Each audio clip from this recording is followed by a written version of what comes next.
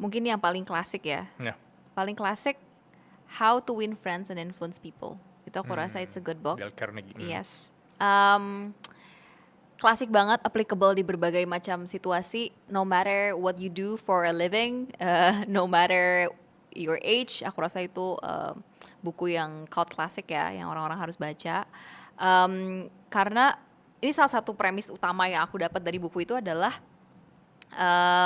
pentingnya untuk active listening ke orang lain gitu. Karena kita kan kadang sebagai manusia it's normal ya, we live in our own world, we are the main character in our own lives. Kita pokoknya pengen semuanya tentang diri kita. We interact with others and then we try to understand others. Kita lebih baik do active listening in which we listen to their stories. Karena itu membantu juga untuk kita kadang dari cerita orang bisa memahami diri sendiri juga sih. Gitu. Jadi selain memahami orang lain, memahami diri sendiri, and we can understand human behavior better.